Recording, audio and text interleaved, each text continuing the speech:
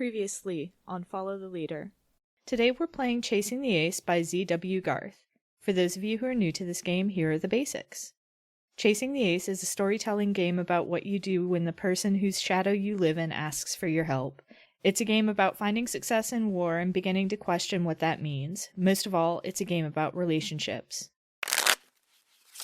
Yeah, well, I don't know about Dex, but I know Ifus, I think, hated Kato at first. I think Sure. Kato is exactly the kind of pilot that pisses Ifus off the most, because it's like, oh, you wanted to do a stunt, and you've created an issue where we have to backorder like 7 parts that like we don't have readily available, and you weren't thinking about it when you did your fun little stunt, but now you're not going to get to do stunts for a while because I have to sit here and complete. I'm 3D printing new parts for you right now, and it's going to take a few hours. So I definitely think Ifus had a lot of frustration with Kato, but I think as time went on, and Ifus is a sniper, so I think Ifus is a sniper, Ifus is a mechanic, Ifus is a person who likes to observe, so I think over time, he got a better sense of kind of what Kato's deal was and what the dynamic was with Kleos, and I feel like Kleos also maybe sets a example for how the rest of the squadron should treat each other, and so it's almost useful to observe how Kleos is regarding any given person to understand maybe what you should look for in them instead of just immediately dismissing them. Yeah, and I think she's like, Kato is definitely like, burns out parts, overclock stuff, but it's like a pilot's responsibility is to use every piece of equipment to the utmost extent that it can be used for the purposes of the mission succeeding. And did the mission succeed? Yes. And I think that's where Ifus over time has to like relent, because it's like, you know what, you are getting results, and every time I have to fix something on your machine, every time I have to fix something on the Nemean Stampede, it comes back a better machine, and I am proud of the work I do on that. So yeah. What about Dex? I think Dex thought that Kato was a plant, like... Oh, sure, like to keep an eye on all of you? Yeah. So I think she was... I thought for a second you meant like an industry plant. Like, no. They put Kato in as a stunt, a publicity stunt. No, I think, because of her connection to somebody who's higher up, I think that Dex thought that she was, like, they didn't trust Kleos. And so... Kato was there to keep an eye on us and report back to her dad, but, that... I don't know how quickly she got disabused of that notion, but she eventually let go of that as, they got to be the tight-knit squadron that they are today. Oh, yeah. All right. I'm pretty satisfied with that. Hell yeah. We now return to your game, already in progress.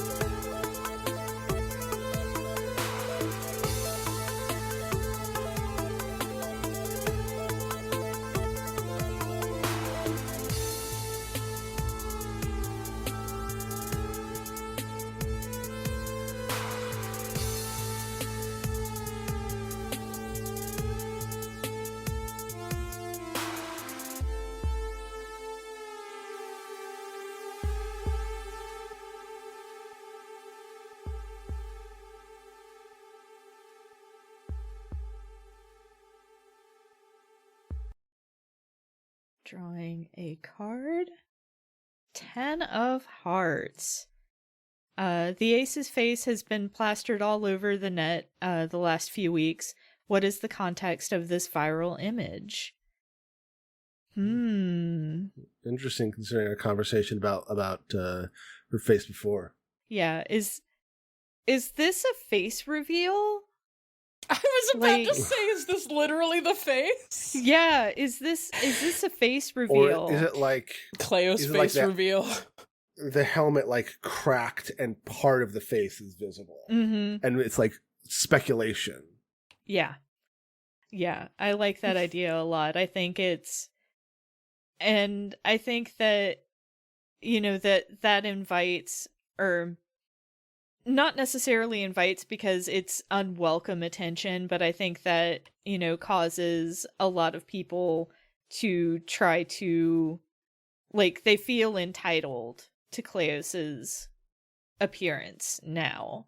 They feel entitled to more of his personal life. Like, he's been this figure of almost titanic magnitude, almost like not even a person, more of an ideal. And now there's this thing that kind of brings him back to Earth. And it's a media feeding frenzy, which I don't think Dex, like... So I know that Kato is the more hot-headed one, but I do think Dex ended up punching a paparazzi at one point. Oh, hell yeah! Oh, I love that. The squadron's like hustling to whatever miserable little Airbnb they're in temporarily to get, because there's media all over the base, and just Dex clocks a paparazzi.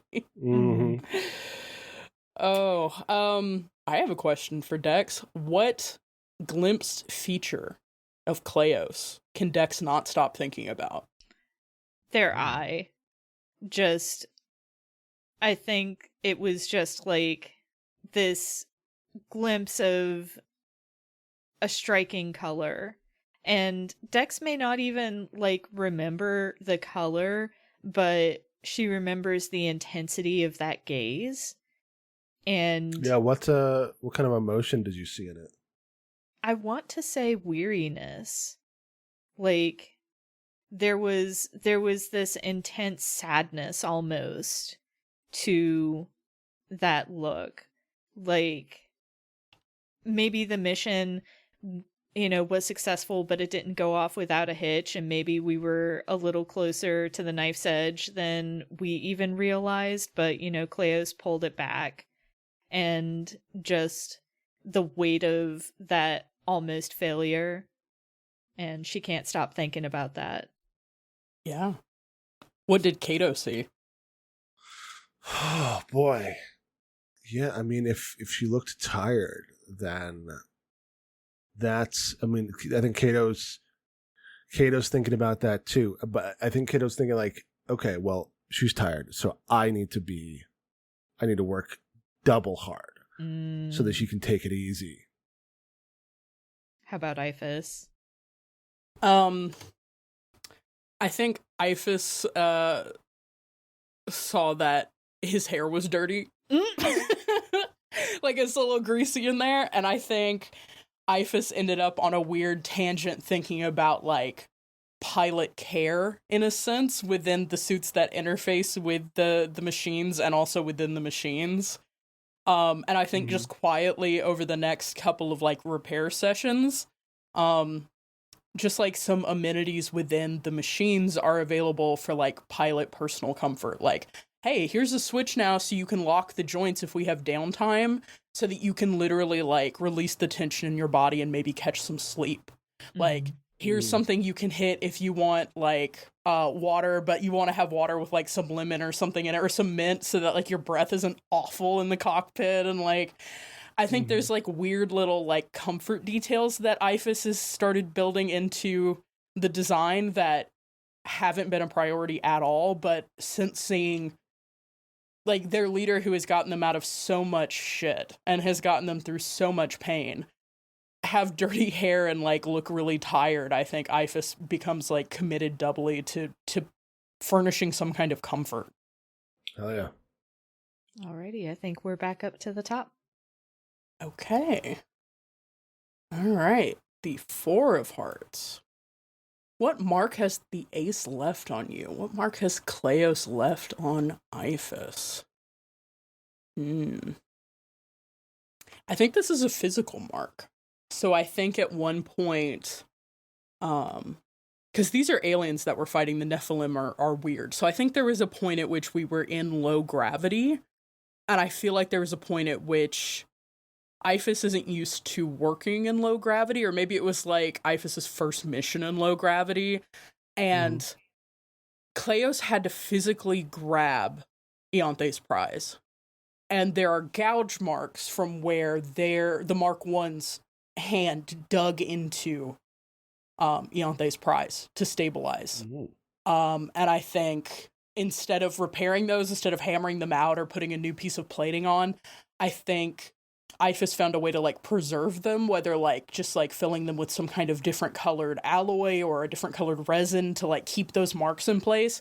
I feel like there is like a grip mark on Ianthe's prize that other people might not notice, but that is very important to Iphis because it was the first time a pilot kind of showed that they cared about him surviving in that way, and also like instead of just being like, okay, hit this switch and do this, physically stopped him from being in a bad decision or a bad situation and gave him time to correct course.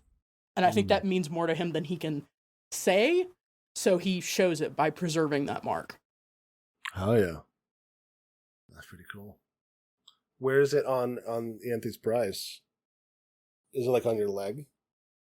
Yeah, I think weirdly it's probably like to just lean into it, I think it's probably around like where the ankle would be almost. Kind of thinking about the dipping of Achilles and everything, but like legitimately I think there was a situation where like in space there is no up and down, and like something went wrong with the gyro, and like it was bad, but it was almost comical, which made it worse, you know? But Kleos arrested that moment of like shame and terror by just like, I got you. Okay, get your systems lined back up, you know? Oh yeah. Do any of the other mechanics comment on like why you haven't fixed that? Oh yeah, I think Iphis gets a lot of shit. Like, wow, you couldn't find another quarter panel or whatever to put on that. Like, wow, so much for the Great Squadron. You don't even have the resources to fix your dings. Like, oh, that'll buff out. I think there's a lot of comments like that, because I don't think Iphis is Iphis rather is the kind of person to be like, you don't know, my squadron leader saved my life. Iphis is the kind of person to just like flip people off when they make those comments and never explain. And so I feel like it is something that like Kleos and maybe a few members of the squadron who are close enough to recognize what happened there know what that is. But most of the time, Iphis just doesn't defend himself and just gets a lot of shit for like, wow, you couldn't find a paint that matched. So you just left that discoloration and that damage. And it's like, they're not going to ever really know or understand in that way. Cool. Yeah, sounds good. Zachary, you want to do a draw? Let's give it a go. The 10 of spades. What has the ace lost in the war with the Nephilim? A lot. Maybe everything. I wonder, you know, it seems like Kleos doesn't leave like their uniform often. You know, you saw her hair dirty, and like always has a helmet on. I think Kleos might not have a normal life to go back to. Like is the ace, you know, is the cockroach, according to some people, probably has lost wingmates before.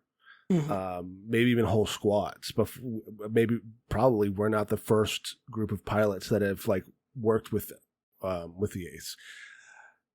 And so I think like this whole war has been, you know, it's attrition for Earth, but it's also attrition for the ace. Ace is like bits and pieces of her life outside of just being a soldier and a machine for war have like been sanded away until it's just this perfectly smooth symbol of Pyramon.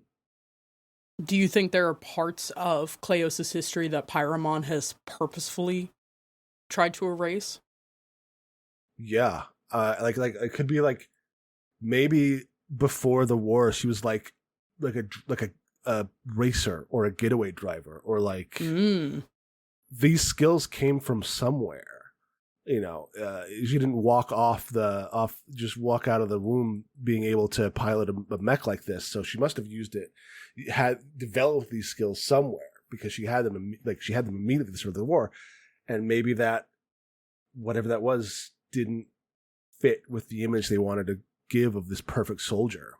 And so I like the idea that Kleos might have a criminal background. Yeah. Because especially if we're talking about there being a draft, I mean, one of the first things a lot of states will do is go, well, where do we have labor sitting around?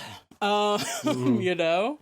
And, but I do think that's something that would be elided, like, pretty quickly to make sure that this legend and this symbol was as clean as possible.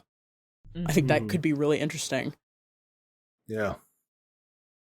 And so, there is truly nothing outside of the cockpit for Kleos in a lot of ways. Which is rough. Yeah, I'm just, like, really sad about this. But I know the whole point of RPGs is make up a guy and get sad or mad about it, but man, we made up a guy and I'm getting really sad about him. Yeah. Yeah. Well, we're gonna have a chance to by the end of this to see what's up. Okay. I have a question. Do any of us ever try to, like, pull Kleos out of uniform? I think IFAS has, on the pretense of, like, okay, I need to take a look at the gear that you're wearing in, because I think that there's a better way that these could... I think IFAS is kind of the master of presenting a thing that he wants to do as a personal kindness, as a necessity. It's like, hey, I need to see your uniform because it's how you interface with the Mark 1, and I need to make sure that that interfacing is happening as seamlessly as possible, and yada, yada, yada. And basically it comes down to, I don't think IFAS has ever had, like, Kleos just, like, hanging out in a t-shirt in his mech bay, but, like, there have been times, I think, that Kleos has privately been wearing, like, civvies that they maybe haven't worn for a long time, only because for 20 minutes, IFAS has been like, I have to have your helmet, I have to have your uniform to do upgrades and launder them and do things like that that maybe aren't getting done as regularly as they should be. And, like, IFAS wouldn't push to then, like, use that as a pretense to have better access to Kleos, but it is, I think that's the way that IFAS would, like, actually kind of push them to act like a person for a little while, even if it's, like, you know, hood up, drawstrings pulled so no one can see your face, you know, just like... Yeah, I was gonna say, do they take off their helmet and then, like, put on a ski mask or something? Yeah. Yeah. Just like the old days. Poor Ace. Poor Kleos. I think Dex tries to institute a game night at some point, and it fails miserably. Is this, like, board games, card games, video games? What kind of energy was Dex bringing? I think it was board and or card games, but, like, you know, very simple. Like, you know, you can't lug around a giant box of fiddly little pieces from base to base. So, but a deck of playing cards and maybe a checker set. Why did that kind of fail with Kleos? I'm too competitive. Yeah. I was thinking I was thinking Kato was too competitive. And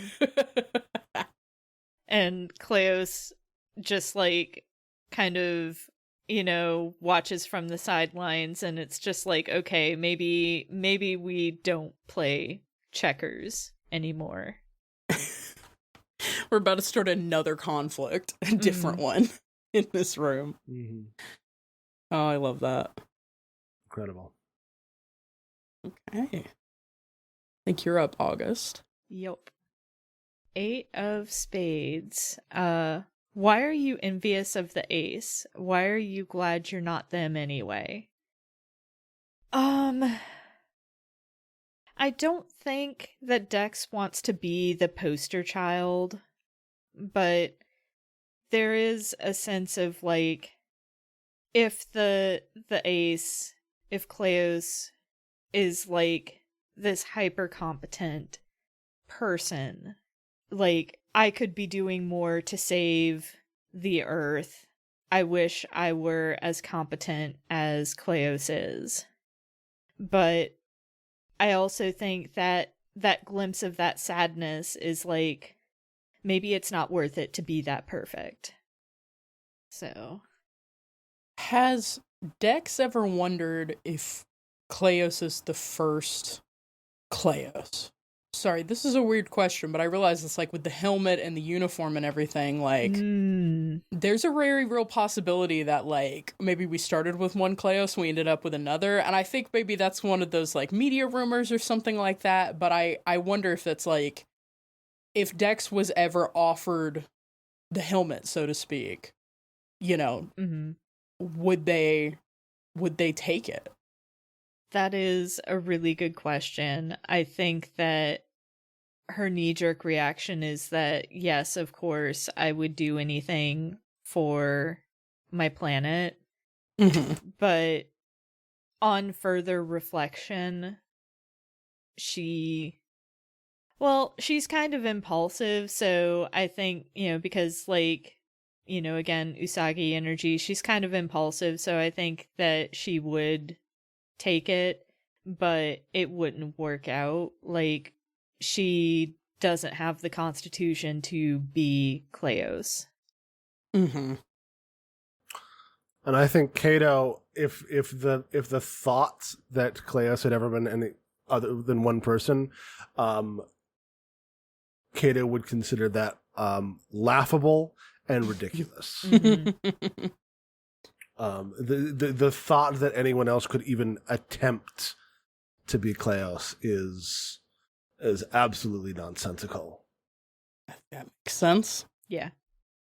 I think if there's anything that Iphis envies Kleos for, it's that ability to actually wade into a fight and, like, come in melee range, come in point blank range, and, like, do that kind of fighting, because Iphis struggles with that, but at the same time, Iphis has a suspicion that it's, like, probably for the best that he struggles with it, and I think he's glad he's not Kleos, because the ease in which you can do that, I think he's a little concerned that you don't come back from that, like, once you've learned how to do that. Okay.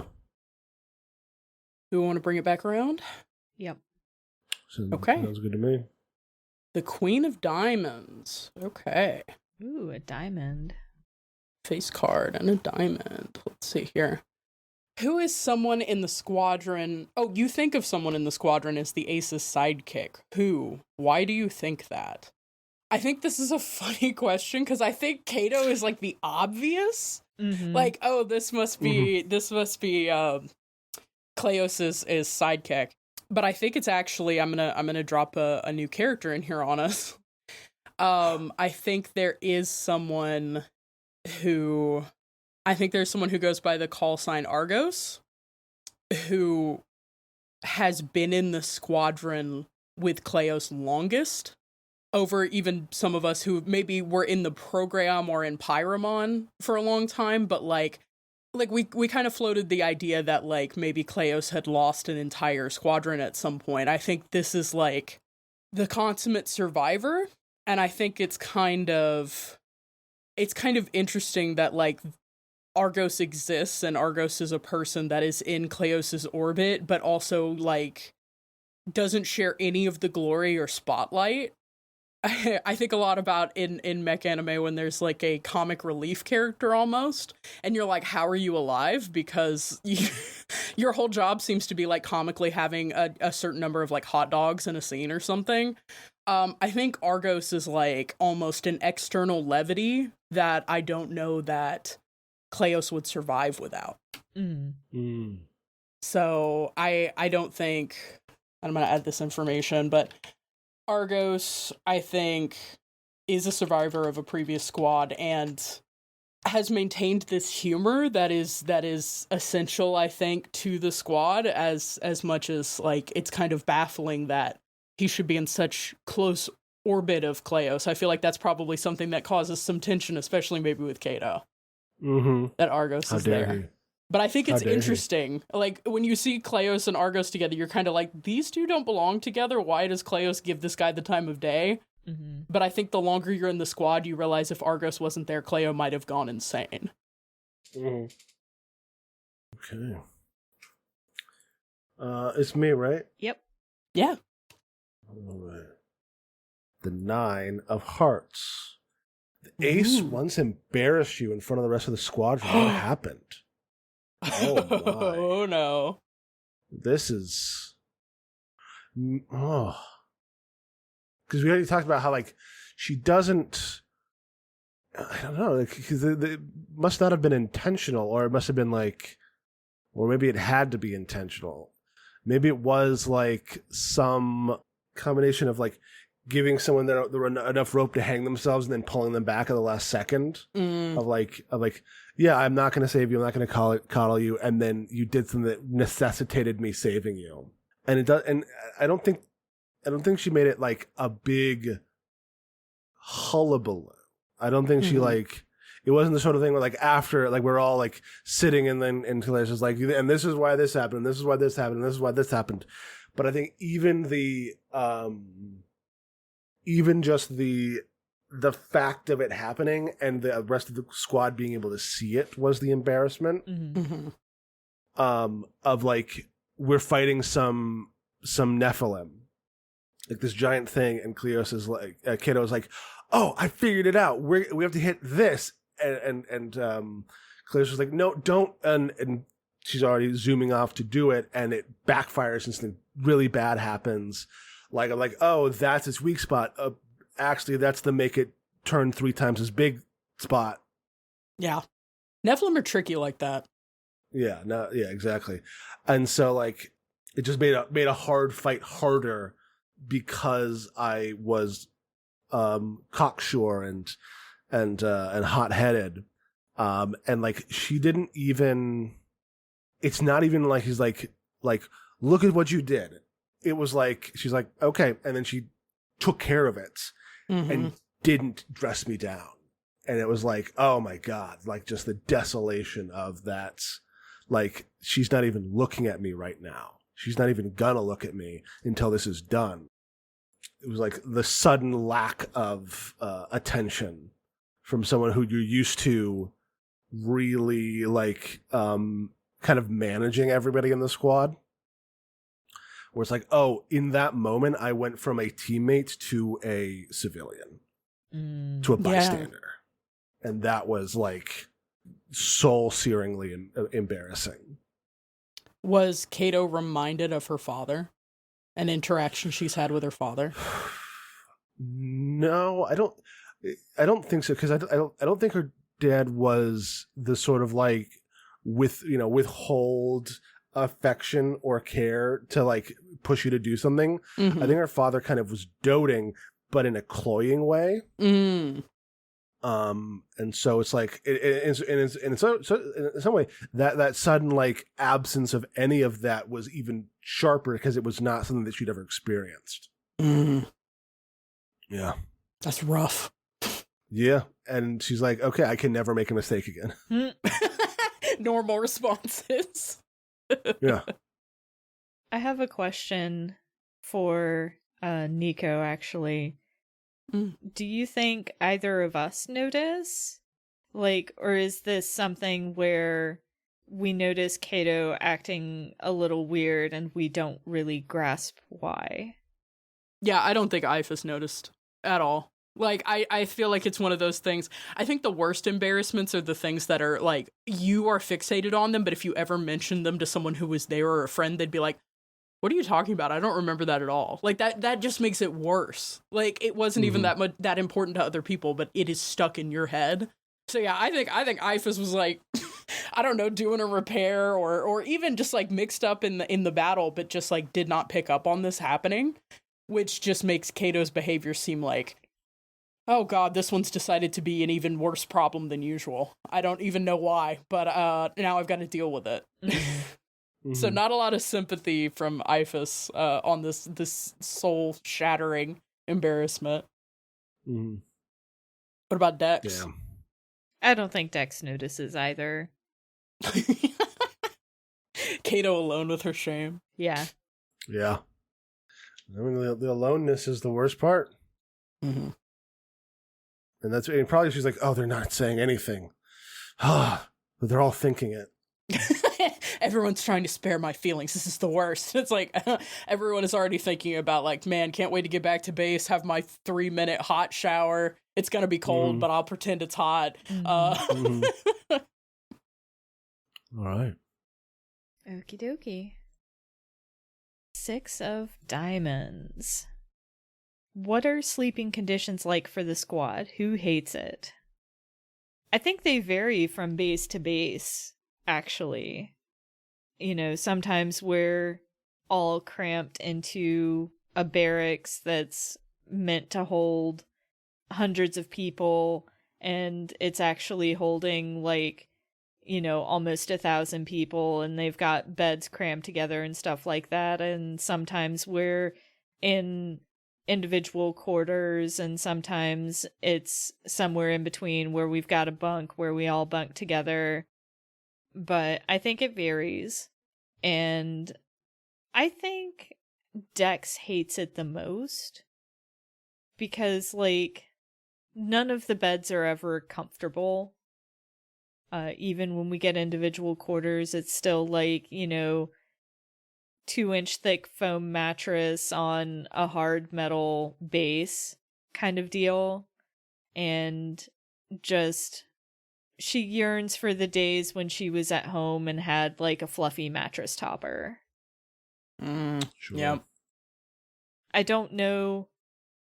I think at first she complained about it a lot, like when she first got drafted, but now she's not used to it, but she tolerates it well enough that she doesn't complain about it. But, you know, like, we went to a temporary Airbnb after the whole face reveal thing, and it was, you know, maybe she's usually an early riser, but this time around she, you know, was lounging in bed for 15-20 minutes longer than normal and just enjoying soaking up the comfort.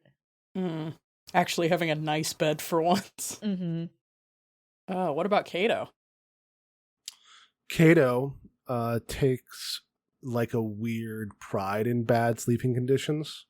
Oh no! You got 3 hours of sleep? Well, I got 2 hours of sleep, guy. Yeah. Oh, you need a bed? Well, I can sleep on a wall. I'll sleep on the floor. I don't give a fuck. I'm a soldier. Her back is gonna be so fucked in like 10 years. Like, well, she does like, you know, all the stretches in the morning, so that'll totally make up for it. She's like, I'm a soldier, I don't have to do any, and then you wake up and she's like in child pose doing yoga in the morning to unmess up her back. Yeah. Oh, I think Ifus became a hammock guy.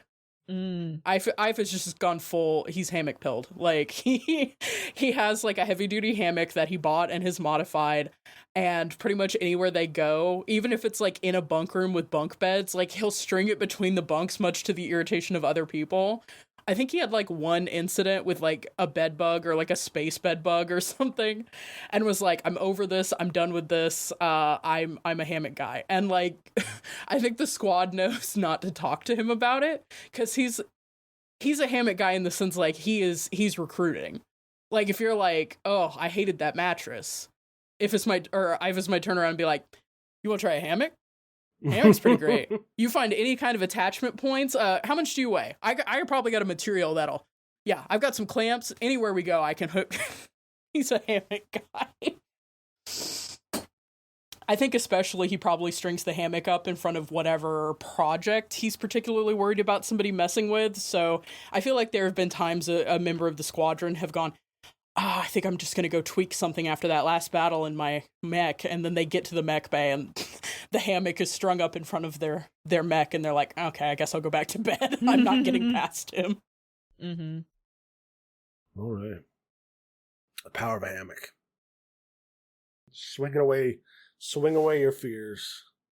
I channeled the fact that I briefly was almost a hammock guy. I was like, you know what I can bring to this? Hammock guy knowledge. All right, I have drawn the 7 of clubs. What quiet moment with the ace do you think about often? Oh, I think there was a night in a temporary mech bay that they were having to use at a different base than usual. And IFAS had to print a part. I don't know if y'all know this, but like there are 3D printers that have metal in the filament. And so you can print a metal part and then you just heat it and dissolve or immerse it in an acid and dissolve the plastic off of it. So then you have a printed metal part. And so I think IFAS was having to borrow somebody's printer at this base, and didn't trust it and was just kind of camped out extremely tired in a chair babysitting this printer as it printed an essential part. And I think, Kleos was walking through the mech bay, like one of those like final sweeps before you go to bed, and just like pulled up a chair and they kind of sat and watched the print head move around and the repetitive little motions. And it's almost hypnotic. And like, they could hear each other breathe. There was no need to say anything. They were just watching this part be printed. And like, Kleos knew IFAS was there because he didn't trust. He wouldn't stand for shoddy workmanship. And I think IFAS knew that Kleos valued that. And so there was this period of understanding as they watched this part print, maybe for like an hour. Like they just sat in chairs quietly watching this part print and just shared this moment of like, we both care very deeply about what we do, even if what we do is mundane or may seem silly to other people, or like there's a better use of this time or something. And then I think Kleos got up and just went back to rounds and they just never talked about it. But I think when that face reveal happened and IFAS saw the dirty hair and the tiredness of Kleos, he couldn't help but think of that hour that they spent sitting in shitty folding chairs in front of this printer on somebody else's base watching this part be created. Mm-hmm. And like, I feel like that is something that IFAS goes back to when he's frustrated with Kleos, or when something weird is happening, or when the war is getting to him. He just thinks about like that moment that they shared. Mm-hmm. Has Kato ever had a quiet moment with Kleos? Oh, yes, but not on purpose. I think it was the sort of thing where like, it was like after a mission, and like we got out of the debrief, and I like came running over to Kleos's like spot, wherever that was, to do a second personal debrief, and she wasn't there, and I was like, where the fuck is Kleos? And then like, there's like, we're in this like blasted out city hellscape where the ice caps have melted and so like in Evangelion, there's like seventh impact has happened over here. Yeah. Our base was like floating near a like partially submerged like overpass highway, and like I see Kleos, the Mark 1 over there, and I like jet over, and Kleos is fishing off the side of it. Oh yeah. And I'm like, well, I want to do that. And they're like, shh. You're going to scare the fish. Fishing is about patience. Yeah. And they like, gave me a rod, and I was like, okay. We went fishing, just impromptu. And I forgot what we were there to talk about after a while. Mm-hmm. Dex says that Usagi energy. Have you had a quiet moment with Kleos? Maybe a meal. Thinking about that. Yeah. I think I think there was a meal. Maybe the helmets, like, have, like, a visor part and then a mouthpiece. You can take the mouthpiece off to eat. Mm-hmm. And this was probably pretty early on in Dex's stint with the squadron. Because I don't think Dex was assigned to this squadron immediately. I think this might be, like, partway through Dex's career, but it was still early on in the stint with the squadron, and Dex was probably a little intimidated by Kleos. So she didn't say anything. Kleos didn't say anything, but they were eating together in a silence that, in hindsight, Dex would consider to be almost companionable. Was Dex starstruck? Was that part of the quietness? Yeah, absolutely. Just like, really? Yeah. Absolutely. Okay. Well, Zachary, you want to do a draw? I do. The 4 of spades. What's the hardest you've ever seen the ace laugh? That's. Ooh, I was hoping we'd get this one. Oh, fine. I mean, so we've played the ace pretty,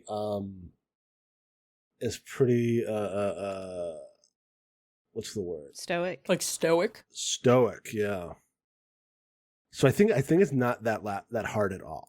I think it's the Kleos just doesn't laugh very much at all. But I think one time it was like an aftermath kind of mission. Like we were on like a cleanup detail. Like another squad had fought this like enormous like hydra like sinewy tentacular like sinuous, that's what I meant, like giant space angel snake thing. And so it was just like draped in ribbons over the city. And so we were going through with like mech-sized chainsaws and just cutting it into pieces so that it could be like removed. And I think we were just talking, shit, just like people do when they're like doing a kind of monotonous job and they're just chattering away. And Kleos doesn't really do much chattering, but like, we'll answer questions posed to her and we'll like, respond to things and like we'll chime in from time to time, but it's like not much of a chatterbox. But I think someone said something or did, or like, I think someone was like, oh yeah, and I'll do this. And then they like slipped and their mech like fell and like tumbled down like off a building and like they were fine. But it was like just a sudden juxtaposition. And over the comms, we just heard like a, and that was it. And it was like, holy shit. Like a little snirk and like 3 or 4 ha's, but really real ones. Love it. I love that. That's such a great scene. Yeah. Also, the idea of a mech-sized pratfall. I really do like that. Mm-hmm. Yeah, like something like they were on like a street that like was half collapsed and then like stepped wrong and just the whole like street went in. Mm-hmm. Mech-sized banana peel. I mean, with a partially deconstructed Hydra, that's literally, you're begging for it. Mech-sized banana peel situation. Exactly. I love that. All right. To the pile. Woo. 2 of spades. You once bonded with the ace over something unusual. What was it?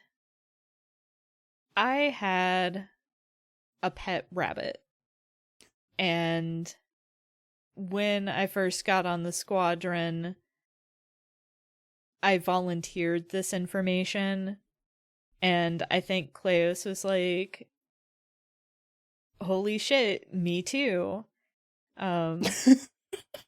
And we talked about our pets, and I think it was one of the humanizing moments that made me not a little less starstruck in the sense that it's, like not holding them in high esteem, but, a little less starstruck in that, I can interact with this person as a person instead of an idol. Mm-hmm. And it was, eventually we stopped talking about rabbits, but, it was something that happened to, ease me into the squadron. And occasionally I'll send Cleos like pictures of my rabbit from my family back home. Genetically engineered rabbit that lives for like 20 years. Mhm. But, just something simple as that, a shared experience that I wouldn't say is necessarily unusual in the sense that, people have pet rabbits. That's not unusual, but just the coincidence that it's like, holy shit, I had a pet rabbit when I was little too. And what breed is your rabbit? My rabbit was, this breed. That kind of thing. So does Cleos not have the rabbit anymore, or do they still have the rabbit? Considering that we've talked about how a lot of the civilian stuff has been sanded off, I don't think Cleos has the rabbit anymore. I think it was something from his youth. Mhm. Okay, what's the rabbit's name? If Cleos named it as a child, I want to give it a really silly name, like, what's a good food that... Chicken nugget. Like, the rabbit was named after something that Cleos really loved as a kid, and Cleos loved chicken nuggets, so of course the rabbit has to be named Chicken Nugget. I just love the idea of Cleos in, like, full dress uniform, helmet. Yeah, I had a rabbit too. Chicken nugget. Yeah. That's really wonderful. Yeah. I love that. Okay. Well, shall I draw? Yeah. Okay. 2 of clubs. Let's see what we got here. The ace risked a court-martial once before. What did they do that drew the anger of Pyramon? That's interesting, because now we can think about like what the actual like rules that govern us are. Yeah. Okay. Something grave enough that Pyramon would bring it to court-martial when Pyramon's whole stated objective is the future of humanity. That's a mission that I think, unfortunately, you could excuse almost anything in the pursuit of. And this is something initially Iphis was privy to. So this is interesting. I think that one of the squad members was given an experimental mech that Iphis wasn't allowed to work on, and something went wrong.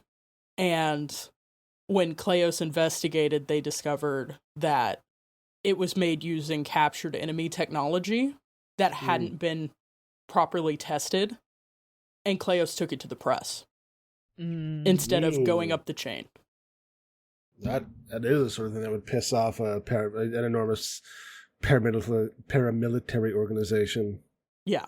And I think it's interesting that Pyramon is described as basically a PMC as opposed to like a government or even an NGO. It's like there's a process there, and the idea that they could then have an internal court-martial, I think that would be based on... I think the court-martial was not based on betrayal or insubordination or anything like that. I think the actual court-martial was for violating NDA.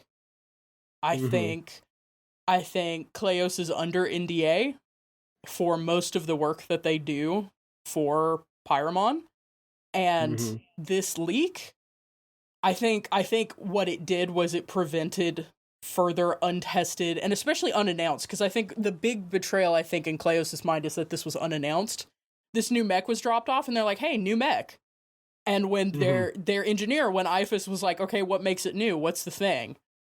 You know, the squad was told, "Don't open it up. Don't worry about it." And then it almost got someone killed. It almost broke the "you're bringing someone home."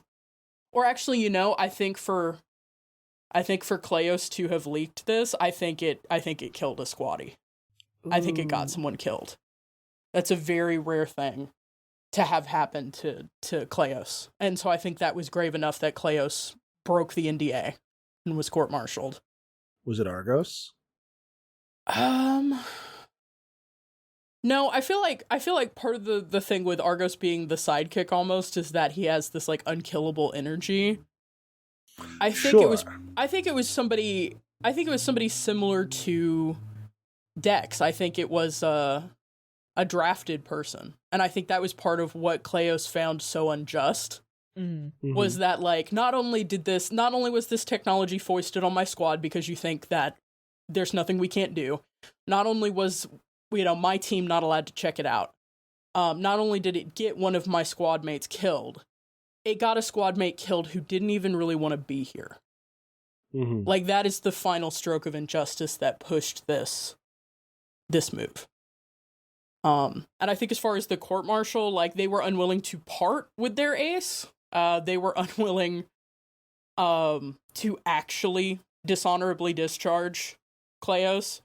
It's just one of those things where it's like, well, here's a black mark on your permanent record, but I think that kind of, it may not exactly lead to where we go at the end of this game, but I think it is kind of, I think it speaks to some of the situation that might surround whatever happens at the end of the game.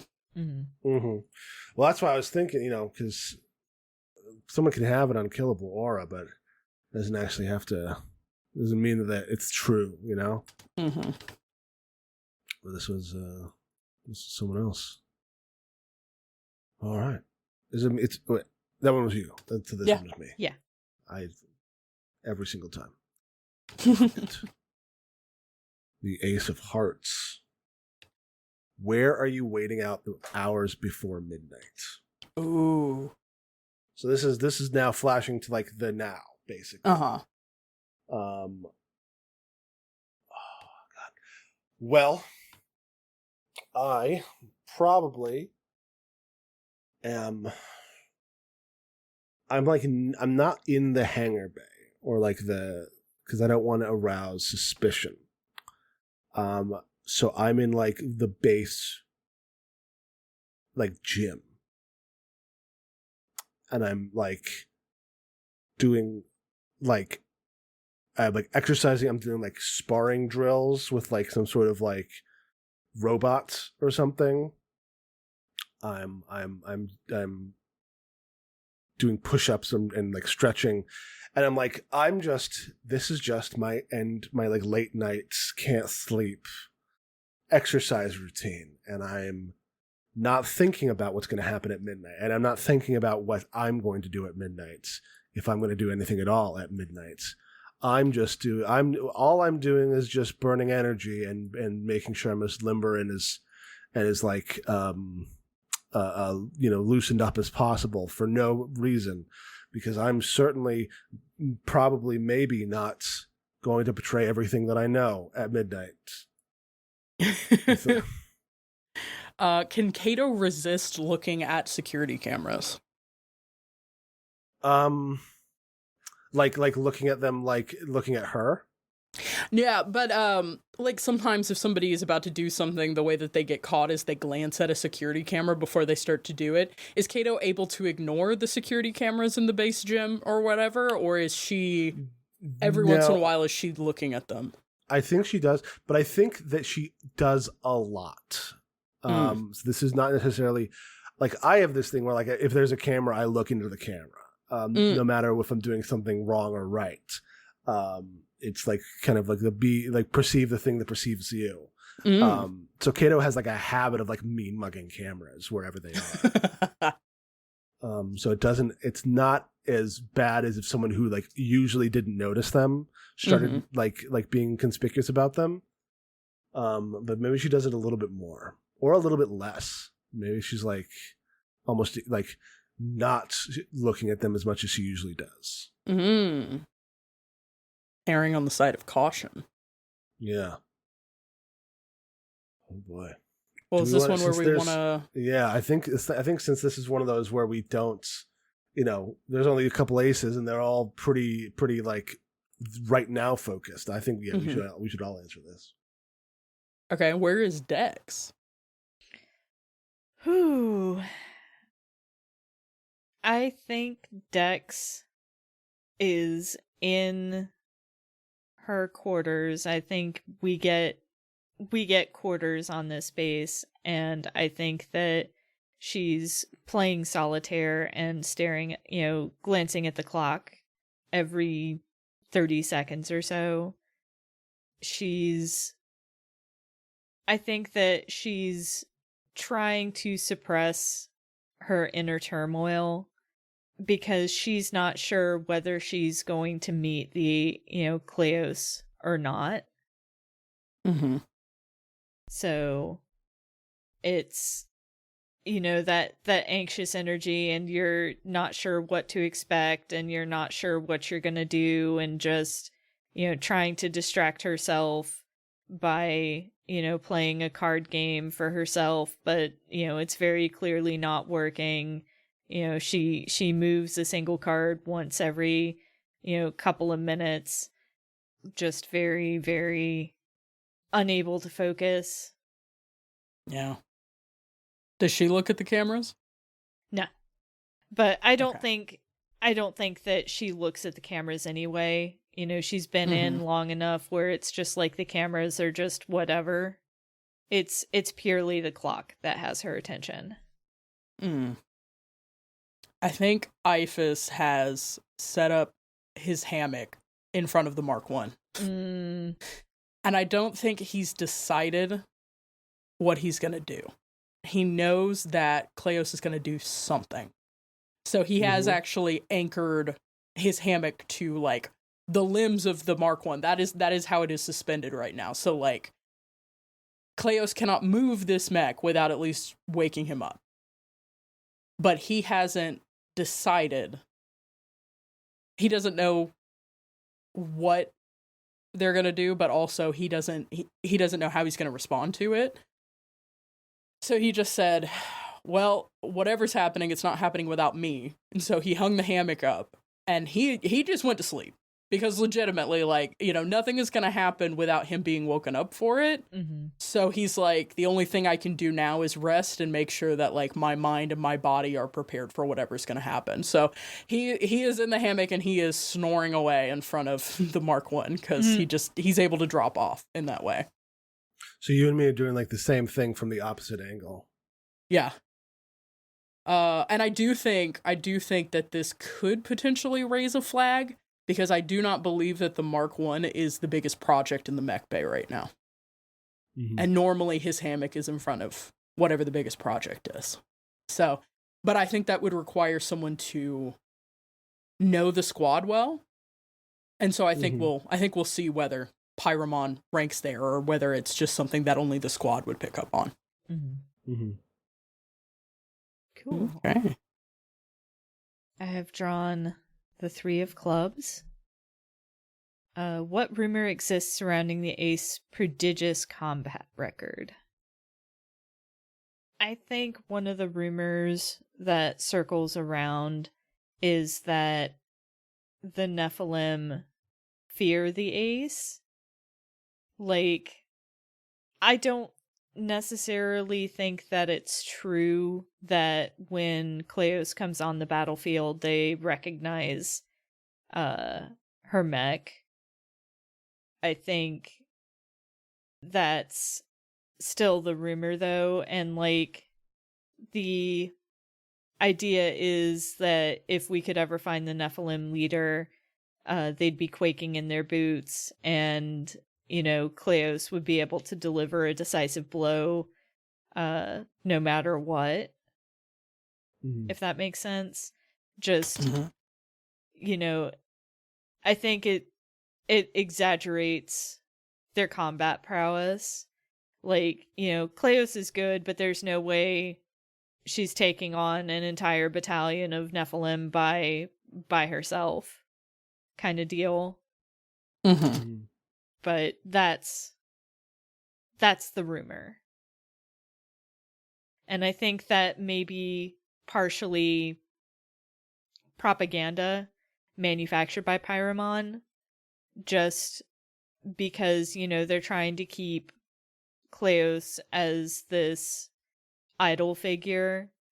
So that might be partially planted by Pyramon. Like maybe there was a small rumor that Pyramon encouraged and it blew up into this really elaborate thing. Mm-hmm. I could see that.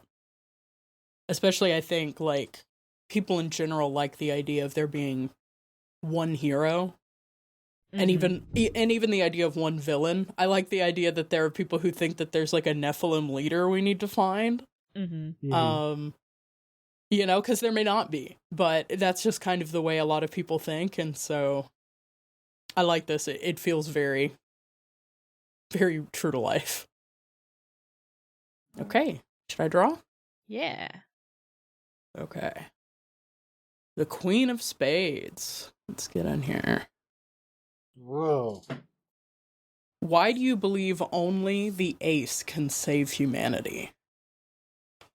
Oh, why do you believe only the ace can save humanity?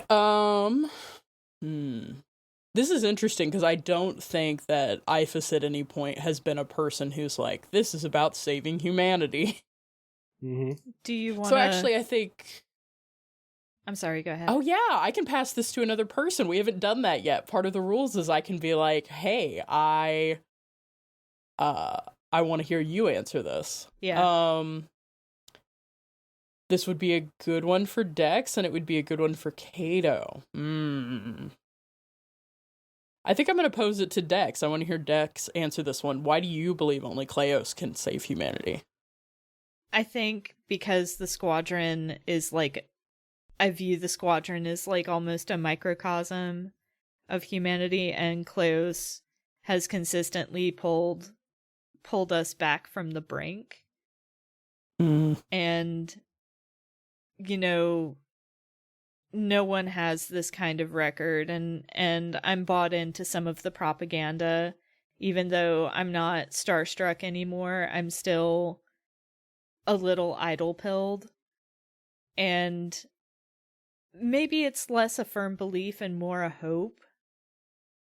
Like, Kleos is our last best hope because he can do all of these amazing things, has done all of these amazing things, and kept us alive for so long. It's just a matter of getting us into the right position and striking the right blow. And maybe I'm hoping that that's what Kleos is planning to do at midnight. Like, I guess this raises a question, and I don't know if we want to answer it right now, but do we know what Kleos is planning? I don't think that's one of the cards, so it's worth thinking about. We know they're going to do something. We don't know why, but we know they're about to do something rash, something reckless. Yeah. They've confided the secret in us, their squadron. They hope that we will join them. Is it something related to the idea of the Nephilim being an existential threat with no culture or identity? Yeah, I think... it's something that will end the war. Yeah. They think. But it's something that they've never been allowed to do. I had a kind of grim thought. What if Pyramon almost wants this to be a forever war?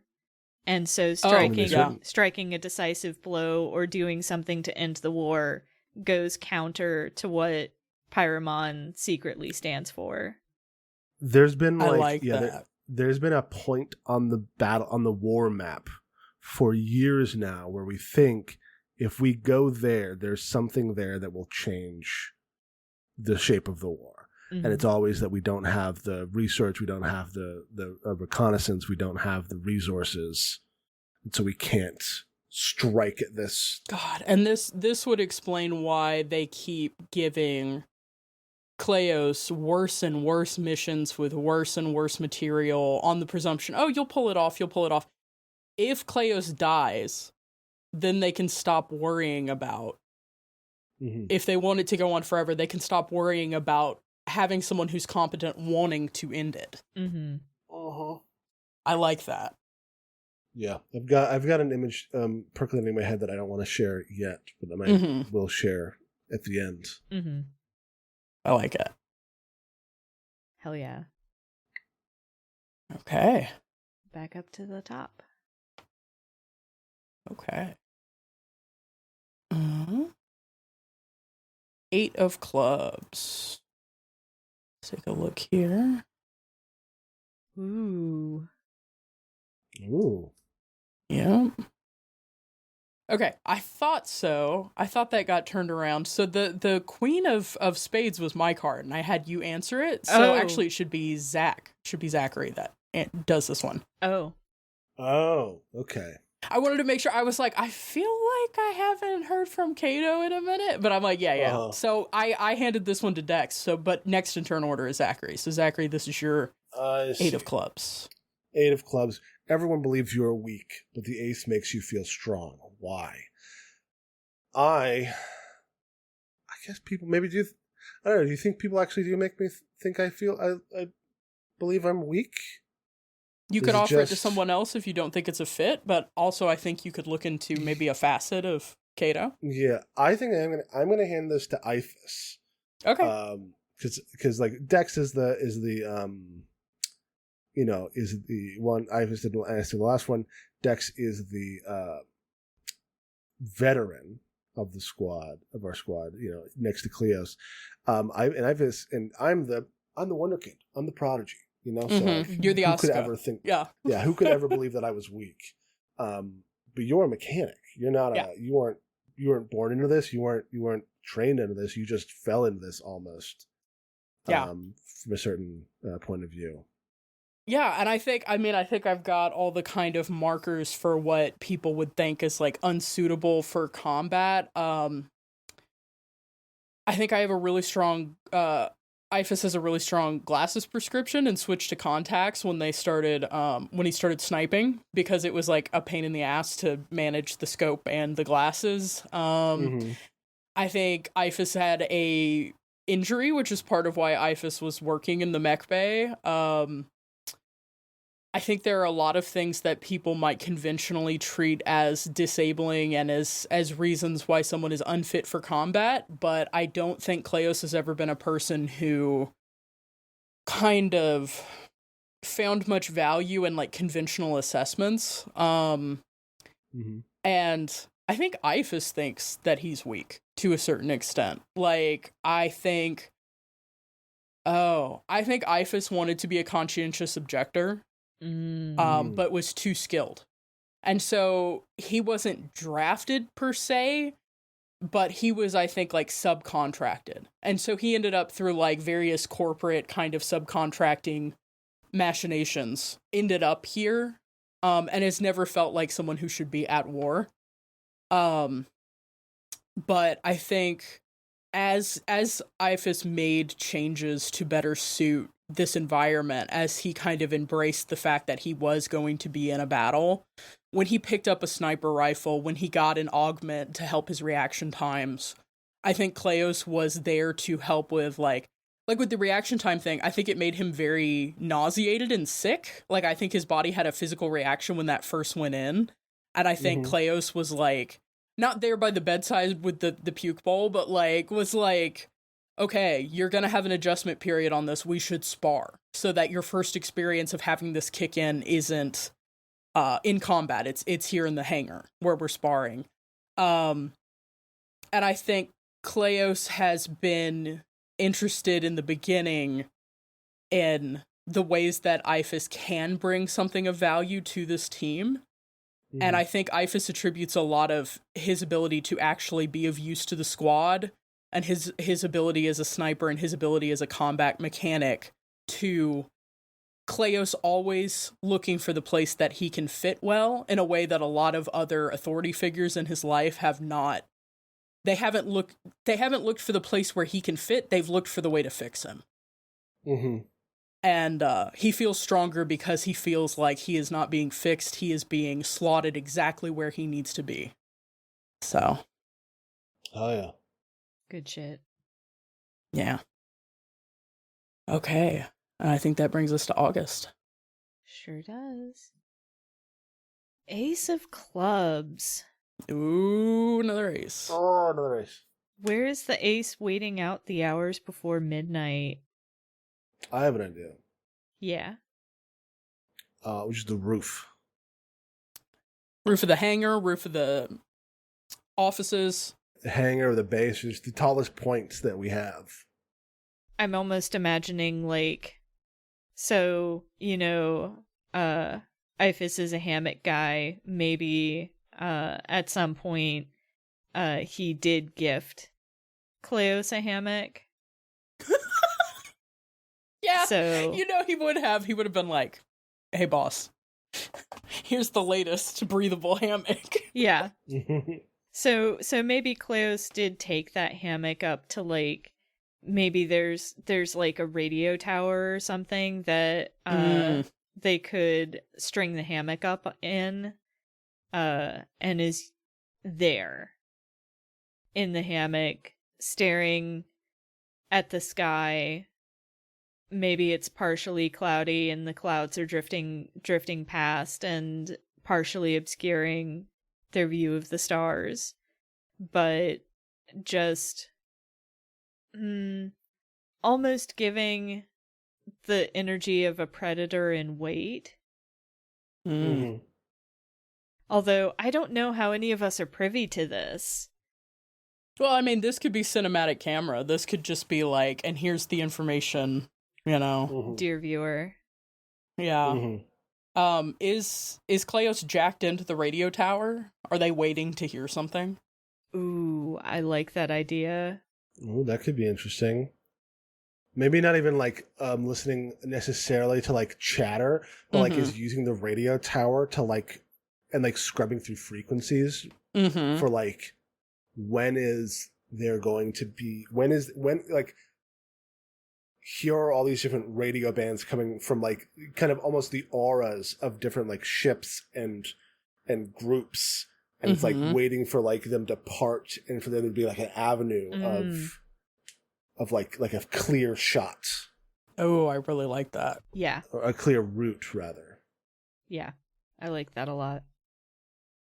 Nice. Right. The Ace of Spades. It is midnight. The ace is about to do something reckless. What are you going to do? Do we want to like scene this out a little bit? Like do we all like I'm there at midnight.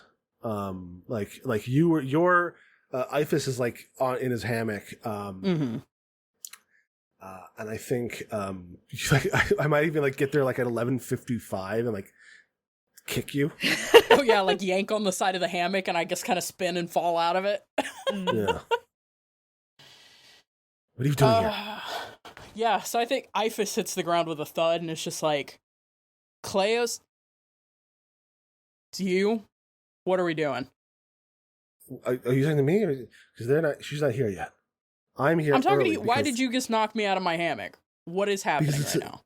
Because it's 11:55 and there's a thing that's happening at midnight. And if you're not part of it, you need to go. I think Ifis kind of squirrels up the side of the mech a little bit and starts unhooking his hammock. And he's like, I wouldn't be here if I wasn't part of it. Okay. Well, because you were just kind of obstructive is the thing. I think Ifis was like in the middle of a REM cycle and is just like, I could explode right now, but also I've got to get my feet under me, and is kind of just like shaking his head. How's Dex arriving?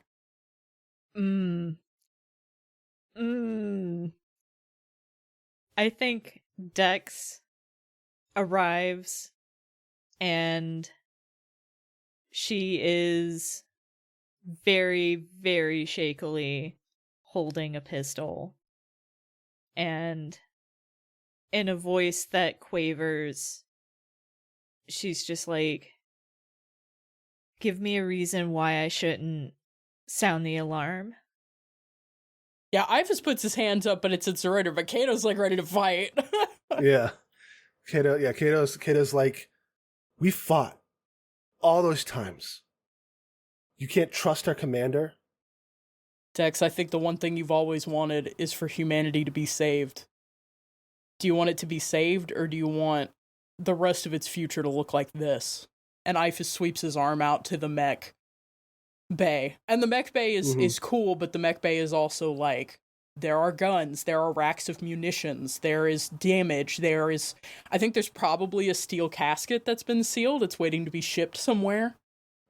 Like, this is the war in a room. And if anybody's going to do it, how could it be anyone but us? And I think that's when, like, there's like this kind of creaking of the exterior, like not the huge shutter hanger doors, but like the human-sized door next to that kind of creaking open, and moonlight streams in, and the ace, Kleos, kind of is silhouetted against it, and a shadow kind of reaches. And I have this image that I kind of want, and we can cut it or you, I'll like share it, and then we can elaborate on it if your thoughts are. But I think it would be Kleos comes up to like this little pod of us all at around the feet of the Mark I, and reaches up and pulls off her helmet, which is the first time that any of us have seen her without some sort of head covering or something. And this might be crazy, but what if she has a halo? What are we thinking? Is it light, or is it bone, or is it structure? What is it? I don't know. Well, it's something that can be, when he's wearing any sort of head covering, it's hidden, even if it's a hat or a mask. So it's like something that is like immaterial but tangible. So, because the ace has a history that no one's allowed to know about. Might have been a criminal history. We've been fighting huge Nephilim creatures from beyond. The ace is Kleos. Her gender is ambiguous, and to the point of being almost interpretable from everyone who meets her, even people who have seen parts of her face, but no one has seen all of her face. It's a crazy swing for her to be an angel. What do you think, August? Let me pitch you this. Sure. Everything that's happened up until this point has sanded off Kleos' humanity. And Pyramon is low-key trying to martyr him. What if this is like a manufactured sainthood? Ooh, sure. And so you've got, as soon as Kleos takes off their helmet, you've got this halo, and we each interpret the halo differently. Like none of us see the same thing when we look upon this visage. And, you talk about things being interpretable. Like, what if we don't even necessarily all take in the exact same face? Like, we each see, different features being prominent. Like, Dex noticed her eyes when the helmet cracked. And maybe there are other features that y'all focus on. I think Ifus sees a person who is heavily augmented, which doesn't square with like what is known about Kleos that was established, that Kleos isn't augmented. So Ifus is having a hard time with that, like, cognitive dissonance. It's like, wait, I know you're not augmented, yet to me you look like someone who has been augmented, and the only way that you are in this fight is because you have been adapted for it. And I think that might be Iphis's interpretation of this person, like the projection of like, I had to be augmented to be suited for this. Iphis's ideal of someone who could inspire him and lead him into battle is someone who's had similar struggles. And so I think that's interesting. Like if Cato is seeing like almost like a literal angelic halo, and then like Iphis is seeing augments, almost like it's like a hearing array or an antenna array or some kind of corrective array or something. Like, I think that would be interesting. And like Cato is seeing like this incredible like internal, like you know, divinity almost of like enlightenment. Coming from like in like the self, rather than from anything being done to the person. What's Dex kind of saying?